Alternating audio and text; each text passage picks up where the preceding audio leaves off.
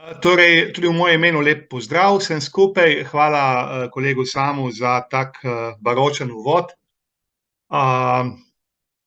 Torej, predstavil bom en segment, ki nas popelje iz tega religijsko-historičnega, teoretičnega dela, ki smo ga imeli, v nekoliko bolj praktične, novejše, družbeno, recimo temu zgodovinske poglede, ki se posredno dotikajo Slovenije oziroma naših krajev, neposredno pa naše bivše Jugoslavije. Zanimivo je, da je Jugoslavija, taka kot jo ima naša generacija, moja generacija še v spominu, izginila iz svetovnega, iz slovenskega, če hočete, vokabularja, ohranila se je pa v Izraelu. In do leta 2010 je uradno združenje Judov iz nekdanje Jugoslavije nosilo to ime. Torej, Hitathut Olej Jugoslavija. Leta 2010 so dodali še besedico ex, tako da je iz nekdanje Jugoslavije. Pa dajmo se mi zdaj sprehoditi skozi to združenje, skozi prisotnost, recimo temu jugoslovanskih, če hočete, Judov v Izraelu v današnjem času, pa v, recimo temu, dolgi zgodovini obstoja te organizacije, ki šteje skorajda že 90 let. Ko govorim o jugoslovanskih Judih, imam seveda v mislih Jude predvsem iz Srbije, Hrvaške, Bosne, tudi iz Makedonije, nekoliko manj iz Črne gore in seveda Slovenije, predvsem tukaj mislim zaradi časovnega oziroma kritične mase, ki je zelo majhna in je praktično zanemarljiva. Vendarle, uradno so vse države bivše Jugoslavije tukaj enakopravne in tudi dejansko zastopane. Pa pojdimo po vrsti. Jugoslovanski Judje, še enkrat uporabljam besedo za vse Jude z prostora bivše Jugoslavije, vseh, recimo temu, denominacij oziroma obeh večjih denominacij, tako Aškenazov kot Sefardov. Če so Aškenazi dominirali oziroma dominirajo v zahodni polovici nekdanje monarhije in v Vojvodini, so drugi predeli, predvsem bolj, ne čisto pravilno, ampak predvsem bolj zaznamovani z Judi Sefardi. Torej, v prisotnosti, rekli smo, združenja Jugoslavije, Judov iz bivše Jugoslavije, dejansko nimamo te delitve. Torej, kot ni delitve na Aškenaze in Sefarde, praktično je ne obstoječa, tudi poročajo se med sabo, tudi ni delitve na ortodoksne, torej potem moderirane Jude, konzervativne in pa sekularne Jude. Pravzaprav lahko govorimo, da je ortodoksnih Judov tukaj praktično zelo malo.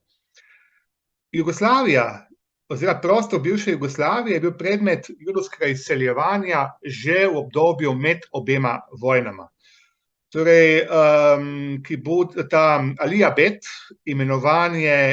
poimenovanje izseljevanja Judov v tedanjo britansko Palestino med leti 1934 do 1948, torej do nastanka samostojne države Izrael, je vključevala tudi Jude iz tega prostora. Imamo podatke, da okoli 1200 Judov z območja tedanje kraljevine Jugoslavije se preseli v Izrael, iz območja Hrvaške, Srbije, Bosne, pa tudi nekaj iz Makedonije. Ustanovijo tudi svoj kibuc Šar Hamakim, ki ga najdete v osrednjem delu Izraela, še danes obstaja.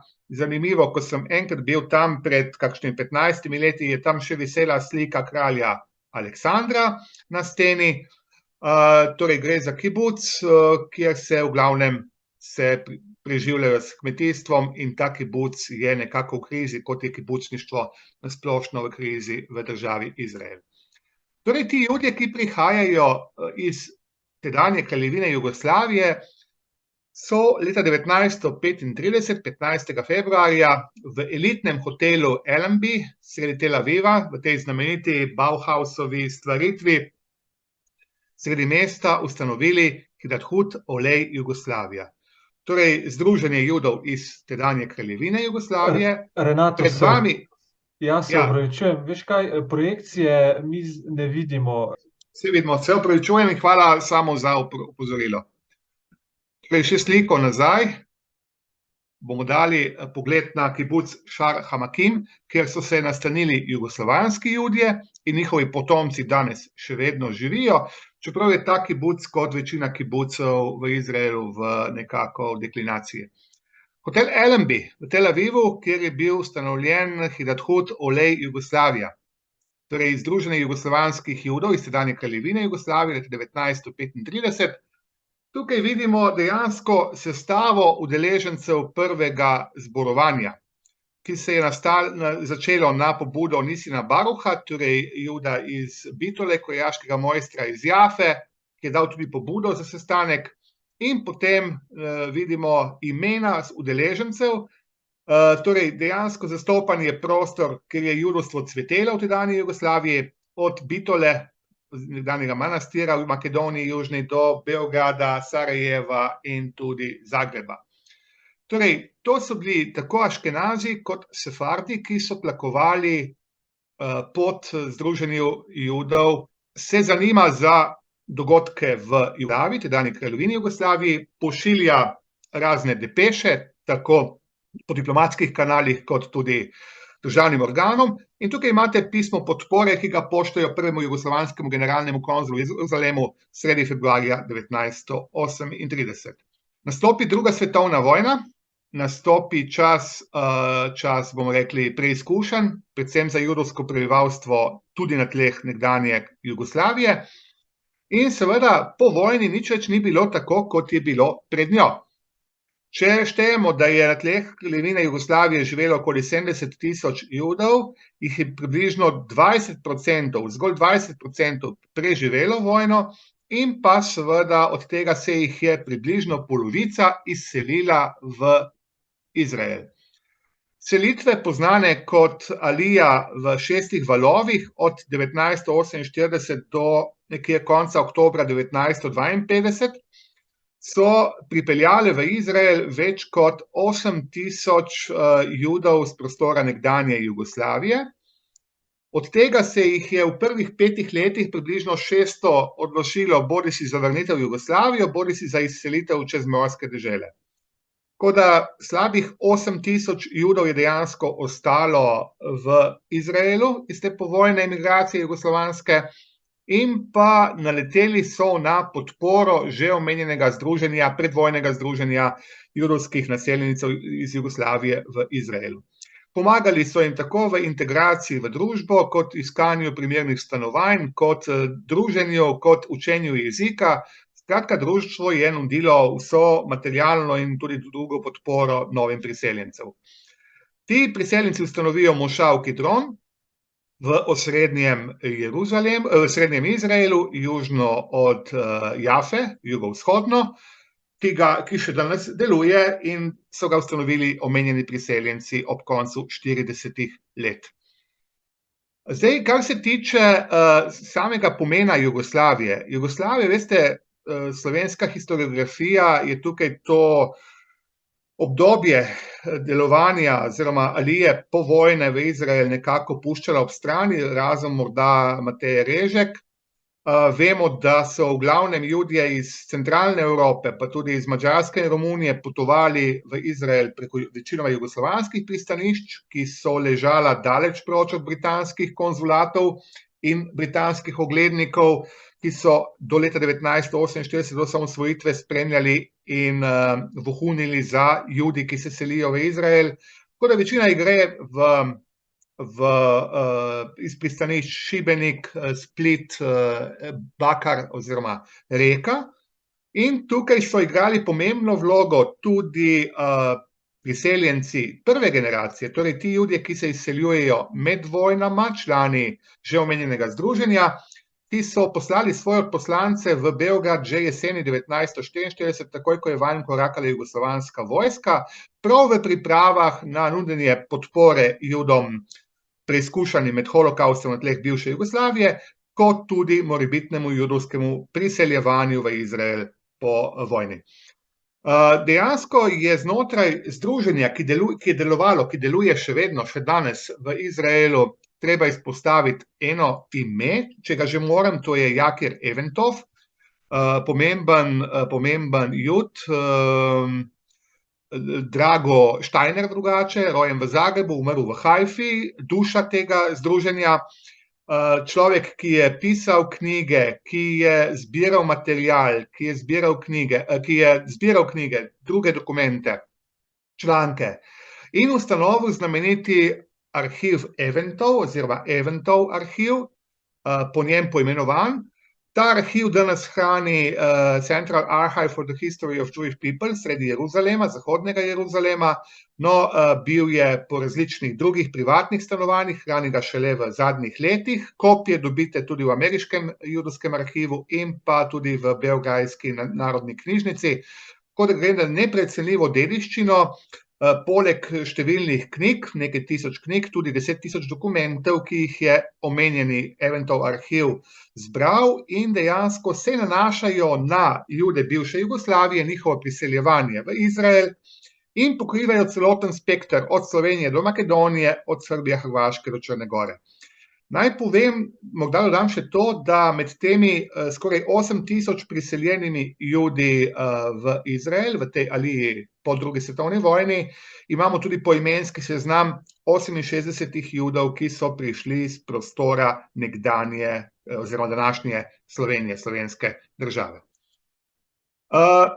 Leta 1935 je Združenje judovskih priseljencev iz Jugoslavije, že omenjeno, začelo izdajati svoj bilten, tako se je tudi imenoval, ki je prerastel v eno spodobno glasilo z imenom Most oziroma Gešer po hebrejsko, ki je dejansko se, bomo rekli, razbohotilo oziroma dobilo svojo močnejšo obliko leta 1953, torej po prihodu večjega števila judovskih priseljencev povojnih iz Jugoslavije. Danes še izhaja to glasilo, ga boste našli tudi na internetu, čeprav ne v celoti, ampak posamezne številke. Zanimivo, da danes izhaja v srbskem in hrvaškem jeziku, tudi zraven seveda v hebrejskem jeziku. Zelo berljivo, zanimivo je, da se ukvarja tako s problemi oziroma težavami, pristopi, življenjem, delovanjem judovskih priseljencev iz Jugoslavije v Izraelu, kot tudi z delovanjem judovskih skupnosti na tleh sedanjih držav, ki so naslednice Jugoslavije. Ob tem velja dodati še naslednjo stvar, in sicer, da je vsaj nominalno pokriva tudi slovensko ozemlje, sem pa tja je kakšen prispevek tudi bil v slovenščini, sicer pa v hrvaščini, o dogajanju na tleh današnje male judovske prisotnosti na tleh Slovenije.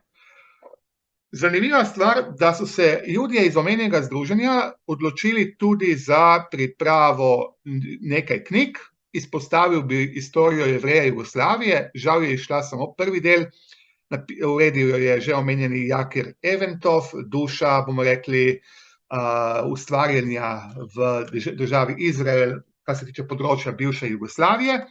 Knjiga je izšla leta 1971 in vsem, ki se ukvarjajo s tem prostorom, jo priporočam vzeti v roke. Omenjeni list, omenjeno glasilo Most ureja Milan Fogel. Naj povem, da je Most izhajal dokaj redno nekje do krize covida. Še v letu 2019 je šlo nekaj številk, potem je pa Most počasi zašel v težave. Ureja ga pa Milan Fogel, rojen v Subotici, torej vojvodinski Jud, ki se je z družino preselil v Izrael, torej lahko rečemo priseljenec prve generacije. Nasploh, kot sem že prej omenil, je revija oziroma glasilo Most, ki je tekom let spreminjal svojo obliko, svojo frekvenco izhajanja od nekajkrat na leto, torej 4-krat na leto do 2-krat na leto, včasih tudi kakšno leto ni redno izhajal. Tako da vsekakor vredna zadeva, ki se jo zaradi virov samih zelo, zelo splača vzeti v roke. V sami reviji Most boste našli tudi predstavitve knjig, ki so izhajale bodisi v na tleh bivše Jugoslavije in najdejo obravnavajo judovsko tematiko, ali pa knjige, ki govorijo posredno o jugoslovanskih Judih in so izšle na tleh Izraela, in to se mi zdi dodana vrednost omenjene revije.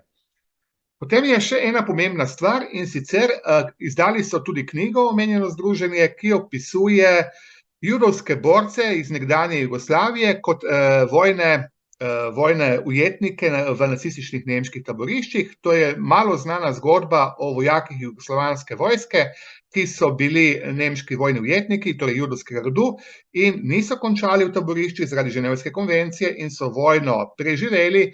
To je obdelala knjiga, ki jo je uredila Ženi Leibel, zelo znana beograjska judinja, in pa je izšla leta 1995 ob 50-letnici konca druge svetovne vojne. Zdaj, nov input oziroma bomo rekli, nov korak je Omenjeno združenje dobilo leta 1992, ko je na tla Izraela prišlo zaradi vojne na tleh bivše Jugoslavije približno ponovno 1200 Judov, predvsem iz Bosne, pa tudi Hrvaške in Srbije. Torej, Judje, ki so dejansko bežali pred vojno na tleh nekdanje Jugoslavije, pomagala jim je judovske organizacije in pa država Izrael, no, in so dali pomemben doprinos k Omenjenemu združenju izseljencev Judov iz nekdanje Jugoslavije v Izraelu. Treba povedati še to, da je Omenjeno združenje poskrbelo res poleg biltena tudi za druženje. In sicer vsako leto pripravljajo, oziroma so pripravljali vsaj do covida, zdaj je to malo zamrlo, tradicionalno srečanje svojih članov, ki se je vedno zgodilo na prvi dan šotorskega praznika, praznika Sukot, ponavadi nekje v jeseni, oktobra, odvisno od lunarnega koledarja, ki ga Judje uporabljajo, in sicer v gozdu Ben Šemen med Tel Avivom in Jeruzalemom. Naj ob tem povem, da so omenjeni gozd zasadili tudi Judje iz Jugoslavije, iz nekdanje Jugoslavije, ki so dejansko sodelovali pri pogozdovanju. In zanimivo, ko je omenjeni gozd zaradi požara pogorel leta 1996, se je tudi pričelo ponovno pogozdovanje strani omenjenega jugoslovanskega združenja. Tukaj imam eno fotografijo, ki je zadnja dejansko dostopna in kaže zadnje pred covidom praznovanje v omenjenem gozdu. Omenjeno združenje, rekli smo Združenje nekdanjih oziroma priseljencev iz nekdanje Jugoslavije v Izraelu, vodi Miri Derman, ki je že rojena v Izraelu, staršem iz Vojvodine in aktualna predsednica, ki tudi se oglaša v reviji Most. Med slovenskimi avtorji, če jih lahko takoj poimenujem, ki nekako tlakujejo slovensko prisotnost, bodisi v samem združenju, bodisi v Izraelu, pa moramo vsekakor omenjati tudi gospo Mirjam Štajner-Aviezer. Gospo, ki je bila sicer rojena judovskim staršem v Karlovcu, toda je svoja, bomo rekli, otroška, pa najboljša zrela leta preživela v Sloveniji in se je tudi dokončala študije tukaj, tudi pisala v slovenščini in se je šele od leta 1971 preselila v Izrael. Njen oče je bil Bela Štajner, znani lekarnar v Trebnjem. Med vojno so se umaknili k partizanom, vojno so preživeli. Zanimivo je pa to, da njo najdemo tako v vodstvu omenjenega združenja, kot tudi v širšem uredniškem odboru revije Most. In tudi lahko si upam trditi, da kar je bilo člankov povezanih s Slovenijo ali pa celo v slovenščini, so izpod njenega peresa. Gospa Mirjam ima častitljiva leta, za svoje delovanje je bila tudi nagrajena s strani nekdanjega predsednika Pahorja z državno nagrado za zasluge. Po drugi strani je pa tudi piska veliko člankov in pa prispevkov, ter tudi članica komisij izobraževalnih in tudi komisij za podelitev nagrade Pravičnik med narodi za področje nekdanje Jugoslavije. Jaz mislim, da to je to. Hvala lepa za poslušanje.